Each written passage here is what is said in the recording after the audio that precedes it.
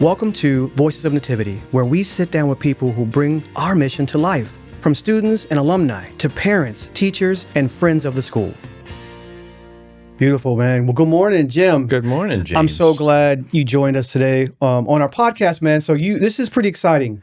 This is our second episode, and this is our third interview. And I was really excited to get you here, Jim, because of what you mean to Nativity Prep. And so the Voices of Nativity is a new platform that we're utilizing just to get the word out, right? We talk about this often at the school, like the best kept secret in Rochester. Like, what do we do about that? How do we, transcend that and connect with, volunteers like yourself, families looking for an option to help their young people, and individuals looking for an organization that believes in helping those up with a hand up to find their the potential and their opportunity. So I'm so excited, man. Welcome. How are you, sir? Thank you. I'm fine. Yeah. A little snow shoveling today, but I'm fine now. Indeed. Alice, well, everyone's she's doing fine. Yeah, excellent, she's man. Fine. Yeah. I'm really intrigued. We've talked often in the hallways, Jim, about your journey, but not to steal your thunder, but you explained to me 15 years. 15 years with an organization that's entering their 17th year. You are a bedrock kind of individual when it comes to what we do in Nativity. How did you get drawn to Nativity Prep, man? Well, it's interesting. I retired 17 years ago, and I was volunteering for the RDGA as a board member, golf. So that was my passion, still is. But my daughter's roommate was the first English teacher in Nativity. And I walked through the school one time. By the way, the school is where my mom went. Really? Literally 100 years ago. So St. Boniface Elementary? St. Boniface Elementary. Oh, my goodness, that's cool. So I had a connection to the school. Okay. So it's kind of cool to walk the same corridors and classrooms that she did. So anyway, Melissa at the time said, we could use some volunteers. They're always looking for tutoring. I said, no, that sounds like a great idea. So on Mondays, when golf courses are doing maintenance, I said, okay, I'll come in and tutor. And what they did is they hooked me up with one person back in those days. Okay. And I followed them all the way through 6th, 7th, and 8th grade. And so we got to know each other very well, mentoring him, basketball player. Kind of a sad story because his mom was working a couple jobs, single mom. Dad was incarcerated. And so he was struggling. They actually wanted to kick him out of school because he wasn't doing anything to note. And I kind of interviewed, and I say, Miles really has the potential. So he's a smart kid. Let me work with him. You guys work with him. And we talked a lot, non-math related or anything, just mentoring in his life. That's the privilege of working in Nativity and volunteering. Diversity of the kids are unbelievable. They all have separate stories, and the stories are tough. And my goal when I started was, if I can keep one kid off the streets, I'm good. That's an awesome responsibility for me. Only an hour a week. It's not a big deal, but you can influence kids in that time frame. So that's kind of the background, and having him right off the bat was wonderful. It was, I got more out of it than he did, I'm sure. It was just, it was awesome.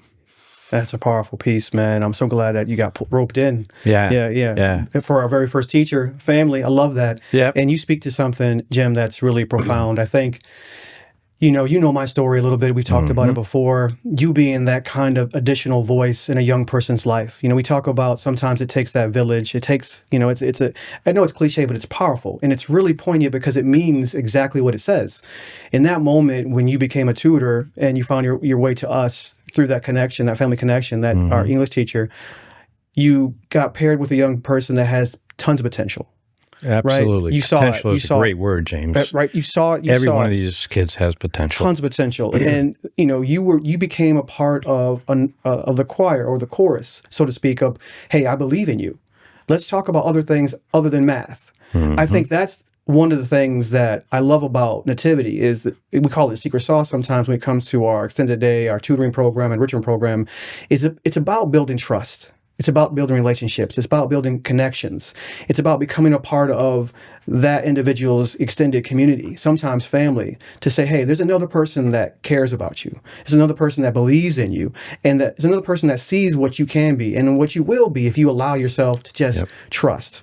And that is a beautiful thing. And now you've been doing it, brother, for 15 years. Yeah. And I just, I think about you in the halls and the evolution of the program. Yeah, you mentioned Jim, it was 1-to-1 back in the day, and now it's kind of 2-to-1, 3-to-1, 4-to-1, just because of 15-to-1 right now. Yeah, when you're a legend, listen, family at home watching this, when you're a legend like Jim, they're like, oh, he can handle a whole class. Yeah. I think about some of the things that you've been able to do over your time. From your perspective, Miles is a powerful story, but as you've evolved through, what have you seen that just reignites, from year to year? Like, what have you seen from class to class, from some of the changes, right? Because we've had staff turnover, like I mentioned earlier, Jim. I'm fairly new in my role. I'm, 6 years in, I guess I'm not fairly new, we back up, and 9 years with the organization. But to you, my man, I'm still newer. What have you seen? What's that connective tissue from your perspective that you've seen throughout your journey? It's been evolving. I think there's been 4 principals, 4 or 5 maybe. And Jen brings her own unique talent. She's wonderful. Our current principal. So she knows what to do. She's in there with the kids all over the place. We had a couple principals that sat in the office, never really interacted with the kids. Yeah. So the relationship building starts with the principal in my mind and goes down to the teachers, and then from the teachers to the volunteers. So the challenges of being a 6th grader and knowing how I was in 6th grade, I never wanted to be a teacher after what I did in 6th grade. Give these kids a chance. The first couple of months, they feel you out. So we went during COVID to remote. Yes. That was a really big challenge. Yeah. The girl I had, unfortunately, again, had an internet not connecting. We interrupted, and then she'd fall asleep. She'd miss the meetings, and it was, it was just a stressful time for everybody. Very much so. And so now it's evolved where you got a tutor in a classroom. And actually, I kind of like that as well. So the connection really is dealing with the kids' unique abilities. We've got some Afghan kids that are in that are amazing. I mean, they came over in July and didn't know a word of English, and now they're speaking fluently. Yeah. And I help them read and getting there. And the kids in the classroom respect. Everybody respects each other as part of the core values of Nativity, and they don't mock them or anything like that. We got lots of different cultures in the classroom. I think there's probably 6 in the 6th grade, and just wonderful kids, and they're smart as whips. They're smart as whips. You just got to get it out of them, and so that's kind of the connection as you go through the years, looking back. It's all these kids. I think potential you used is a great word because that's the connection. Yeah. Just getting that potential out there and letting them realize their dreams. After 8th grade and they're going to high school, the world's theirs. And yes, you think of the alternative methods. What we're dealing with the impoverished city that we are. There's a lot of challenges for these kids, and I can tell you another story, a quick one if you like. Please, yeah. I had a kid who was, now he's, I came in beginning of school, give me the kid that needs the most challenge that you're having struggles with. So they identify a kid, and I stayed with them. This was going back to, maybe 10 years ago. And this boy, again, great potential, but he was missing classes. He was falling asleep in class. Gotcha. They wanted to kick him out again, and they said, can you find out what's going on with this kid? I don't know why the principal or the teachers didn't do that, but they trusted me, I guess. So I asked him, what's going on? And he had a bad back. I said, what's happening? He said, well, I'm sleeping on the floor. My sister is pregnant, and I gave her my bed, and I've been sleeping on the floor. I'm not sleeping very well. And once I relayed that back to the principal, now, whoa, okay. We need to spend some more time with this person. So I don't know what happened after that, but he ended up attending school on a more regular basis. And but there's stories like that that just they hit your heart, and it's really an eye-opening experience to deal with that. And I'm not saying everybody is like that, but those are 2 cases that really struck me, and it's continued. Although the kids today seemed they seem more motivated, I think, and it makes the job easier. But everybody's unique. You got to find a little secret sauce in each one of them to try to connect with them. Sports is an easy one for me. So all the boys are playing basketball. I go to the CYO games. Yeah, see you there it's often. It's a lot of fun. Yeah. But you just try to connect with each one of them, and it's really an honor. It's a privilege to be able to be trusted to do that. Amen. Jim, that's beautifully said, and I appreciate you sharing those stories, man. Since 15 years of history, it's pretty powerful. Some stories. Piece, man. Yeah. I think you kind of pull out a couple examples of, and for those who are watching our show for the first time, our podcast for the first time, just to remind people, when you hear that story, you think about what's the context. One of the things that's really cool about our school, right, is we're the only tuition-free, donor funded by the community, private middle school for under-resourced and underserved kids, right? So historically, you talked about our community having a challenge for generations with poverty and when it comes to economic equity or equality.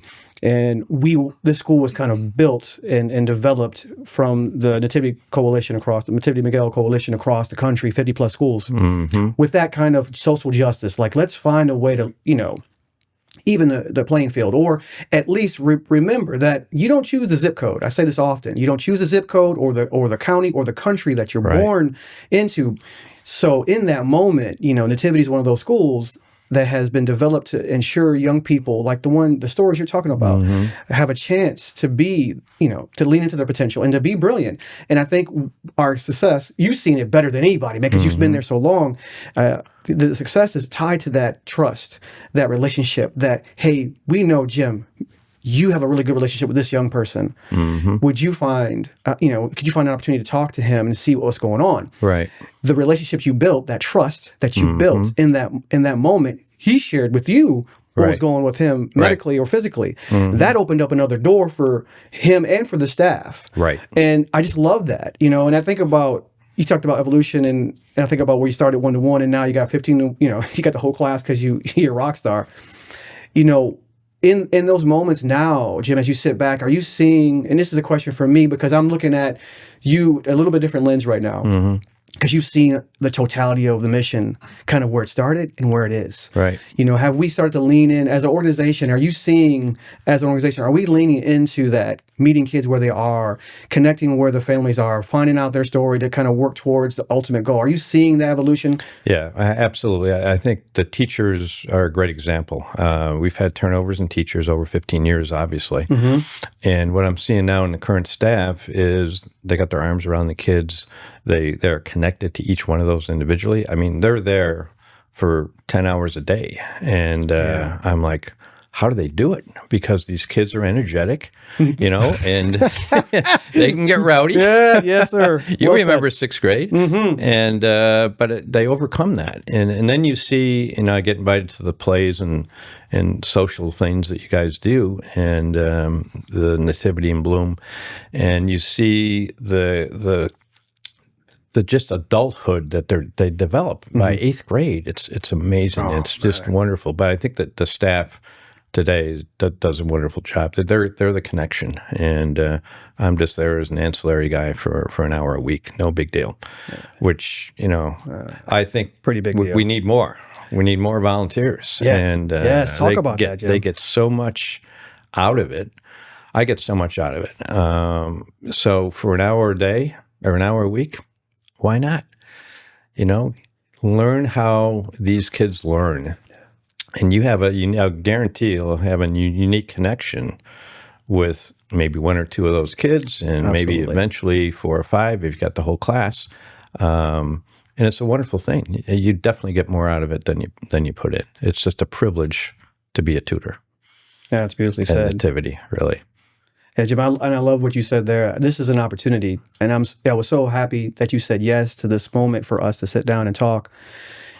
I want people to understand there's so many ways to connect with Nativity. We talked earlier about not being the best kept secret in Rochester. We talked about, getting families to understand that we can be a partner. And we talked on an earlier episode, but I want to say it again because you've seen it play out over your 15 years.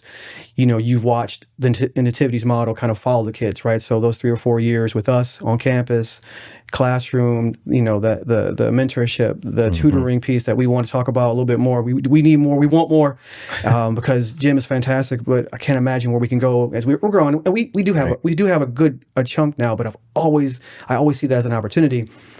Yet we think about the evolution of the school and the fact that, we're helping them we're supporting their growth on campus to get ready for high school. You talked about that earlier. And then we have, resources now that we provide, staff and volunteers to help them even in high school, right? So it kind of like, hey, just your check-in. So we're kind of part of that circle now. We talked about earlier that kind of here we're a family friend or a member of that circle of support for the young people. So if there's something, as they're building new relationships, because we talk about that often at the school, right? So a part of what we do in Nativity is having young people, embrace that uncomfortable moment to meet someone new. Right. Because this could be a potential ally, a friend, and a future resource like you are, Jim. Yep. Right. And so from that, from that aspect or from that perspective, if you're talking to, I should have you do this. Like I'm recruiting, right? I'm recruiting, families, recruiting, kids, donors, but volunteers, so time, talent, and treasures, right? The three components. Jim, talk about, if you have a chance, like we're on camera now, if you have a chance to let a person that's watching this going, this is a really cool conversation. I really like Jim. I love what Nativity stands for. Help, kind of give them the picture of what it could be like for them to say, you know what, I got an hour or two to give. Yeah. Unfortunately, I got a lot of friends I've talked to say, come on in. And there is a perception, Rochester is a very violent town. They won't step foot in the city.